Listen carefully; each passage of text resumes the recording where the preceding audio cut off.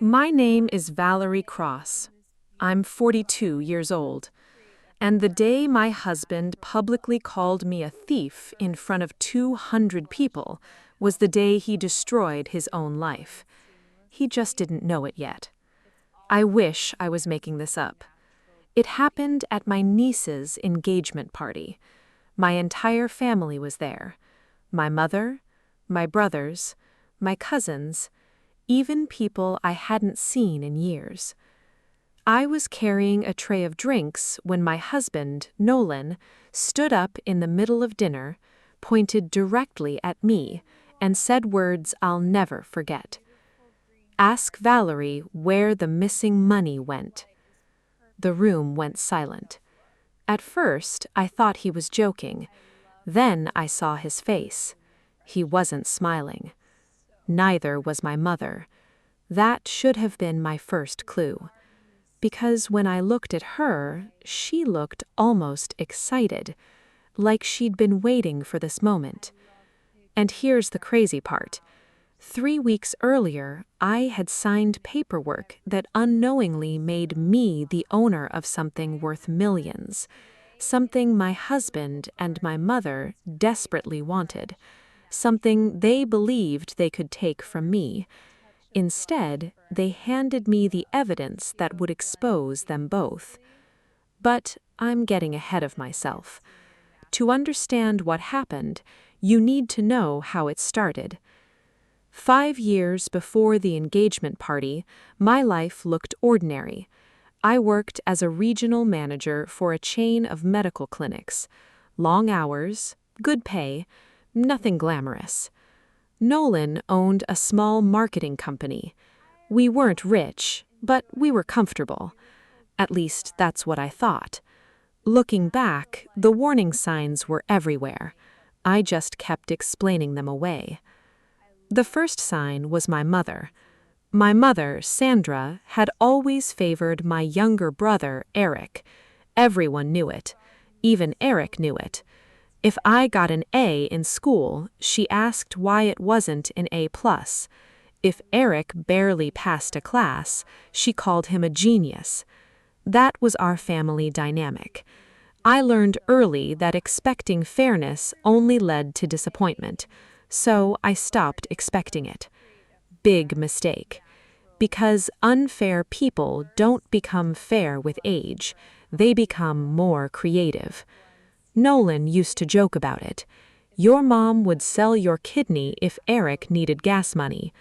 I'd laugh, but secretly I knew he wasn't completely wrong. Still, Nolan always seemed to be on my side. That's why what happened later hurt so much. I trusted him. Completely. The second warning sign arrived about 18 months before everything exploded. Nolan suddenly became interested in my late grandfather's property, which was strange, because nobody in the family talked about it. The property sat in rural Tennessee, an old piece of land nobody wanted. At least that's what everyone said. A few hundred acres, an abandoned farmhouse, nothing special. My grandfather left it to a family trust decades ago. Nobody paid attention to it, not even me. But Nolan kept asking questions, casually, too casually. Whatever happened to that land? Who controls the trust now? Does anyone check on it? At the time, I thought he was just curious. Now I know better. Because curiosity wasn't what drove Nolan. Money did. And someone had told him there was money hidden in that land. A lot of money. The next clue came from my cousin Jenna. One afternoon, she called me sounding nervous. "Val, this is going to sound weird." "What is it?" "I saw your mom meeting with a lawyer." "So?" "It wasn't just a lawyer." "What do you mean?" "Eric was there. And Nolan." I laughed. "Maybe they're planning a surprise party." Jenna didn't laugh. "No." Her voice sounded serious. "Trust me, it wasn't that." I should have listened. I didn't. Months passed. Then things started disappearing. Not valuables, documents, family records, old trust papers, property maps, legal correspondence. Every time I asked about them, my mother had an explanation. They're in storage. I misplaced them. I'll find them later. Later never came. Then came the phone call that changed everything. It arrived on a Thursday afternoon. I was leaving work. Unknown number. Normally, I wouldn't answer. For some reason, I did. Ms. Cross? Yes. My name is David Monroe. I'm calling regarding the Whitmore Family Trust. I frowned. The what? The Whitmore Family Trust. That was my grandfather's trust. My stomach tightened. Why are you calling me? Silence. Then, because according to the amended documents filed 6 months ago, you're the controlling beneficiary. I stopped walking. What? I'm sorry, you didn't know? No. Another pause. Ms. Cross, I think we need to meet. And in that moment, standing in a parking garage holding my phone, I realized something was very wrong. Because if I was supposedly the controlling beneficiary, why hadn't anyone told me? And why did my husband, my brother, and my mother already seem to know more than I did? I didn't have the answer. Not yet. But before this was over, I would uncover a 20-year family secret, a forged document, a hidden fortune, and a betrayal so shocking it would leave my entire family speechless. My name is Vanessa Reed. I'm 38 years old, and the day my mother stood up at my engagement party and called me a thief in front of 87 people was the day she thought she had finally won. She raised her champagne glass, smiled, then she destroyed my life. Or at least she tried to. I still remember how quiet the room became. The ballroom overlooked the Ohio River. White tablecloths, fresh flowers, string lights hanging from the ceiling. It was supposed to be the happiest night of my life. Instead, my mother pointed directly at me and said words that still echo in my head. Before everyone celebrates Vanessa, maybe they should know she stole from her own family. The room froze. Someone dropped a fork. My fiancé, Ethan, looked at me in complete confusion. "What is she talking about?" he whispered. I had no answer, because I hadn't stolen anything. Not a dollar, not a document, nothing. But my mother wasn't finished. She pulled a folder from her purse, a thick folder, and suddenly half the people in that room started looking at me like a criminal. I wish I was making this up. The crazy part? She had been planning that moment for months, and she had absolutely no idea what was about to happen next. Because hidden inside that same accusation was a secret she never wanted anyone to discover. A secret that would destroy everything she spent 20 years building. But I'm getting ahead of myself. To understand what happened that night, you need to understand my family, or what passed for one. Growing up, there were 4 of us. My father, Walter, my mother, Denise, my younger brother, Kyle, and me. From the outside, we looked normal. Middle-class neighborhood, family vacations, birthday parties, church on Sundays, the usual. Inside the house was different. Kyle was the golden child. I was the backup plan. If Kyle got a B, my mother called it a difficult class. If I got a B, she wanted to know what I did wrong. If Kyle forgot chores, she laughed. If I forgot chores, she grounded me. I spent years trying to earn the approval that always came naturally to him. Big mistake. Some people never intend to give you approval. because approval is how they control you. The harder you chase it, the more power they have. I didn't understand that then. I understand it now. My father understood it too. He just never said it out loud. Dad was a quiet man.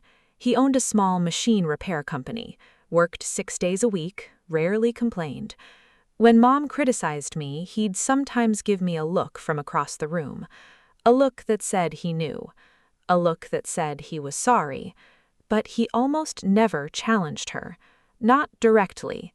For years, I thought that meant he agreed with her. Later, I learned the truth. He was waiting.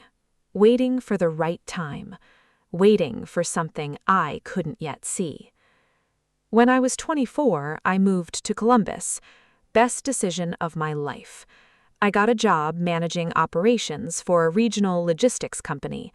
Nothing glamorous, just hard work, long hours, steady promotions, the kind of life built one step at a time. I rented a tiny apartment, bought used furniture, worked weekends, saved money, built something that belonged to me. And for the first time, I felt free. My mother hated that. Every phone call became criticism. You work too much. You don't visit enough. You think you're better than everyone. You've changed. You know what? She was right about one thing. I had changed. I stopped asking permission to exist. People like my mother never forgive that. Years passed. Then Dad got sick. Everything changed after that. At first, it seemed minor. Fatigue, weight loss, doctor appointments. Then came the diagnosis, a rare blood disorder. I remember sitting in the hospital room when the specialist explained everything. My mother cried immediately. Kyle stared at his phone. Dad listened carefully. Then he asked practical questions. Treatment, timeline, options. That's who he was. Even facing something terrifying, he focused on solutions. For the next 2 years, I drove home constantly. Every weekend, every holiday, every emergency call. Hospital visits, insurance paperwork, medication schedules, doctor consultations. I handled everything. Not because anyone asked, because it needed to be done. Kyle promised to help. He rarely showed up. There was always an excuse. Work, friends, travel, stress, something. My mother defended him every single time. He's doing his best. No, he wasn't. But arguing never mattered. Dad saw everything. He just stayed quiet. One afternoon, about 6 months before he died, he asked me to help clean his office. The old machine shop sat behind their house. It smelled of oil and metal and decades of hard work. We spent hours sorting paperwork. At one point, he stopped, opened a drawer, pulled out a small lockbox, then slid it toward me. "Take this." I blinked. "What is it?" "Just take it." "Dad, trust me." His voice was calm, serious, different. I couldn't believe it. He looked nervous. I had never seen my father nervous. "Don't open it yet," he said. "Why?" "Because if you open it now, you'll ask questions." I laughed. "I ask questions anyway." For the first time all day, he smiled. Then his expression faded. "Some answers are safer later." That sentence stayed with me. I put the lockbox in my car, forgot about it for weeks. Then life got busy again. Hospital visits, work deadlines, family drama, everything blurred together. Until the phone call. The call that changed everything. Dad died on a Thursday morning. I was in a meeting. My mother called 6 times. I knew before I answered. Somehow, I knew. I drove 2 hours and barely remember the trip. The funeral happened 4 days later. Hundreds of people came. Former employees, neighbors, friends. People whose lives Dad had quietly helped for years. Stories I had never heard. Acts of kindness nobody knew about. That was my father. He never announced what he did for people. He just did it. After the funeral, I expected grief. What I didn't expect was war. The first sign came 48 hours later. Mom called a family meeting. Just immediate family. Me, Kyle, her, the family attorney. We sat around the dining room table.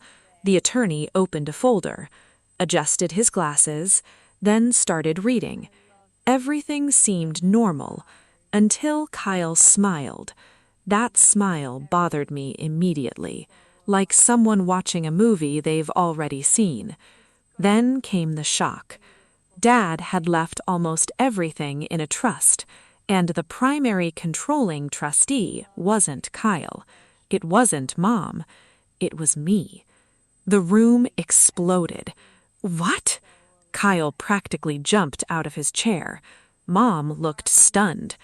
The attorney continued reading. Dad's business holdings, investment accounts, several properties, all placed into a structured trust, and I controlled distribution. Not ownership, control. Huge difference. I couldn't believe it.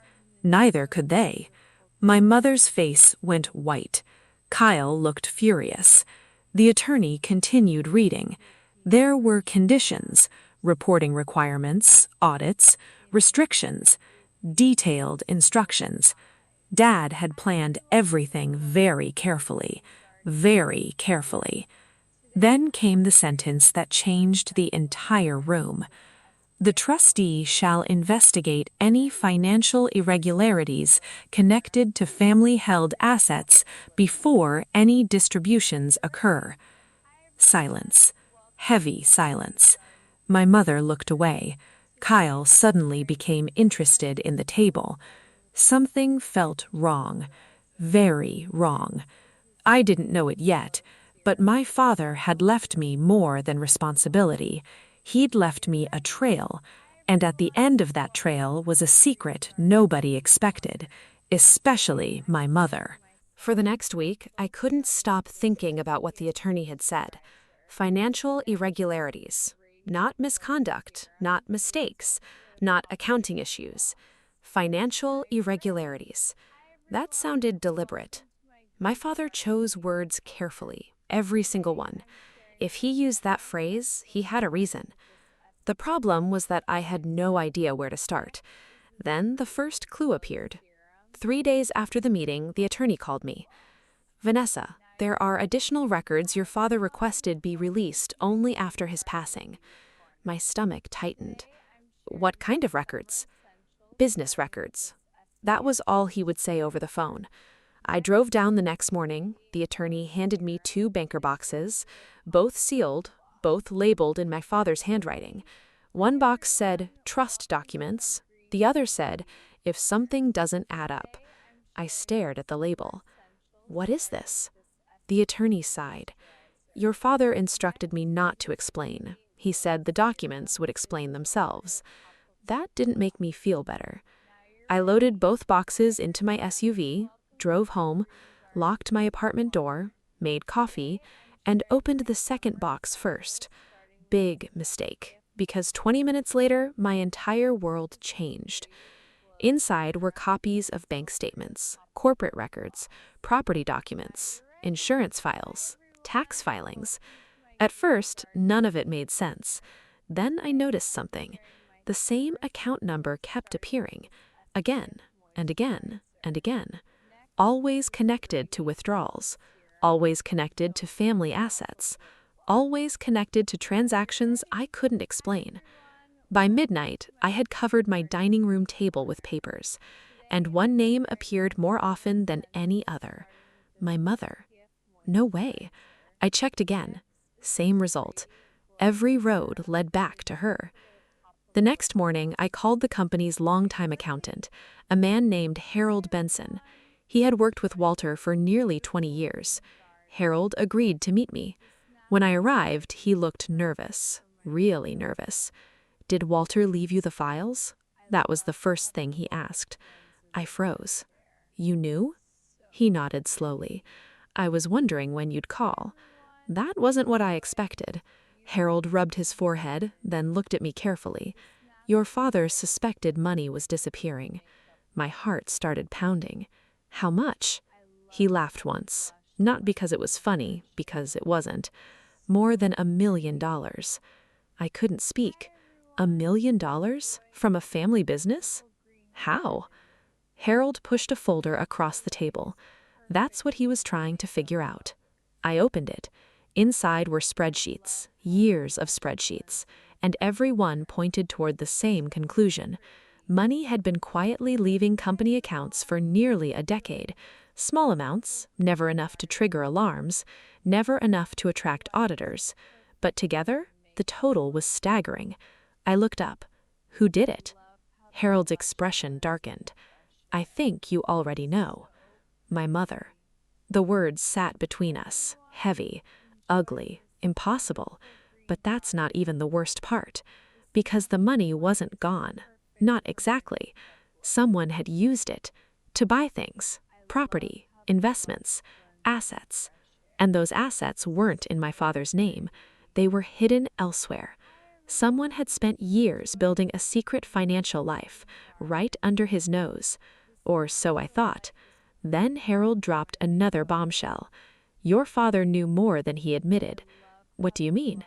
He was gathering evidence. I stared at him. Evidence for what? Harold looked directly at me. Divorce. I nearly dropped my coffee. My parents had been married 41 years. 41. The idea seemed impossible. But Harold wasn't finished. 6 months before he died, Walter hired a forensic investigator. I couldn't believe it. My quiet father, my patient father, my father who never raised his voice, had secretly been preparing to leave. And nobody knew. Not even me. Especially not my mother.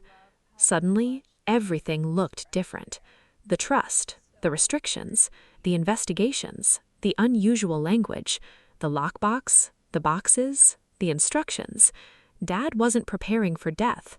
He was preparing for war, and he knew he might not live long enough to finish it, so he left the fight to me. I drove home in complete silence. Then I remembered something. The lockbox, the one Dad gave me months ago. I had never opened it, not once. It sat inside my closet, exactly where I left it. My hands shook as I carried it to the kitchen table. The key was taped underneath, just like Dad said. I opened it. Inside was a single envelope. Nothing else. One envelope. My name written across the front. I opened it carefully and found a letter. 5 pages long, written entirely by hand. I still have that letter. I probably always will. The first line nearly broke me. Vanessa, if you're reading this, then I ran out of time.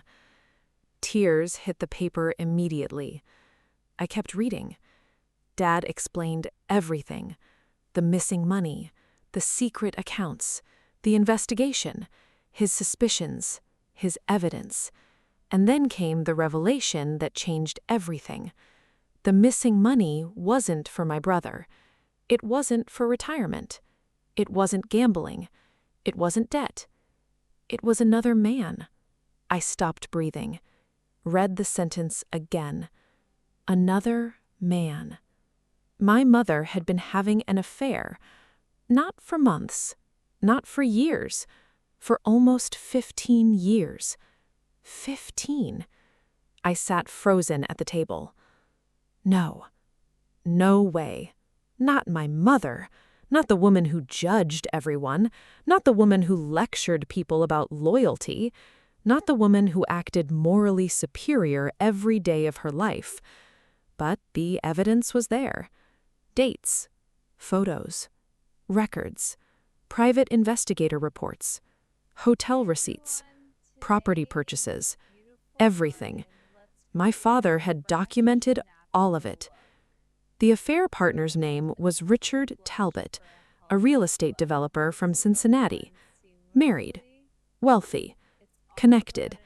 and apparently very comfortable accepting stolen money. I couldn't believe it. The crazy part? Neither Richard nor my mother knew Dad had discovered everything. He had stayed silent, gathering proof, building his case, waiting.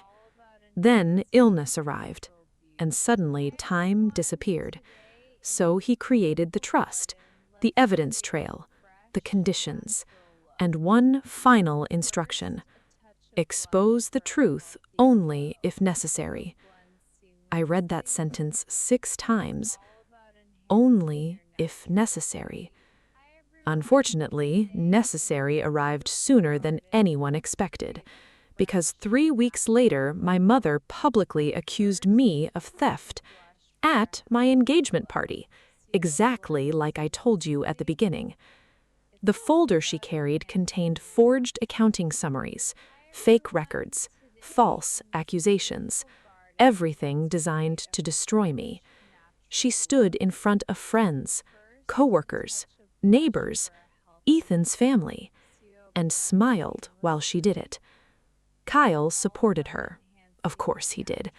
He stood beside her the entire time, acting shocked, acting betrayed, acting innocent. I wish I was making this up. People started whispering. Someone actually asked if police were involved. That's how bad it got. Then Ethan stood up. Enough! The room went silent. My mother tried speaking again. He cut her off. No! His voice echoed across the ballroom. You've said plenty. Then he looked at me. Vanessa? I knew what he was asking. This was my choice, my moment, my decision. And suddenly I remembered my father's letter. Expose the truth only if necessary. Well, it was necessary. I walked to the front of the room, picked up the microphone, and opened my own folder, the one I had brought just in case, because deep down, I knew my mother might try something. What I didn't know was how far she'd go. I looked directly at her, then at Kyle, then at the crowd. Since we're sharing family secrets tonight, the room became perfectly silent. I pulled out the first document, then the second, then the third, and suddenly my mother's confidence disappeared, completely. She recognized the papers immediately. The color drained from her face. No, she whispered. Yes, I had the investigator reports, the hidden property records, the account transfers, the affair evidence, everything. And for the next 20 minutes, the truth came out. Every ugly piece of it. The room watched in disbelief. Richard's name, the secret houses, the missing money, the affair, the forged records, the theft, the lies, the manipulation, everything. My mother kept trying to interrupt. Nobody listened anymore. Kyle looked physically sick. Because here's the twist nobody expected. Kyle didn't know. Not even him. For years he believed every lie she told. For years he defended her. For years he attacked everyone she targeted. And now he was discovering the truth alongside everyone else. Publicly. The way she tried to destroy me. By the time I finished, the room looked stunned. My mother sat motionless. Richard's wife had also been invited. She walked out halfway through, without saying a word. Richard followed 10 minutes later. His marriage ended shortly afterwards. My mother lost nearly everyone she thought would support her. And the legal consequences came next. The trust investigation triggered audits. The audits uncovered theft. The theft triggered lawsuits. The lawsuits triggered settlements. One domino after another. Exactly like Dad predicted. A year later, the family business was stable again. The stolen assets were partially recovered. Kyle apologized. A real apology. Not excuses, not explanations. An apology. We aren't as close as we once were, but we're rebuilding. Slowly. My mother moved outstate. We haven't spoken in almost 3 years, and honestly, I don't miss the chaos. Ethan and I got married 6 months after the engagement party. A smaller wedding. A happier one. No drama. No speeches. No surprises. Just people who loved us. Sometimes I sit on my back porch and think about my father. About that lockbox. That letter. Those boxes. The trust. The clues. The faith he placed in me. He couldn't finish the fight himself, so he left the truth where he knew I'd find it. And in the end, that truth did exactly what he hoped it would do. It set me free. The woman who tried to destroy me exposed herself. The people who believed lies learned the truth. And the family secret that stayed hidden for 15 years finally saw daylight. If Dad were here, I think he'd smile. Then he'd probably say something simple, something practical. Something like, "The truth takes longer, but it arrives." And he would have been right. The end.